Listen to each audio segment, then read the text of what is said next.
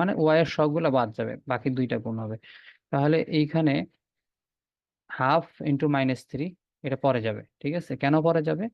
কেননা আমরা এই দিক থেকে চলে আসবো, এই দিক থেকে চলে আসবো, আগে এই দিক থেকে সিকোয়েন্সটা মনে রাখতে হবে। -3 ইন্টু 1 যাবে, তারপরে হচ্ছে এই দিকটা, এই দিকটা, ঠিক আছে, এই দিকে চলে আসবে।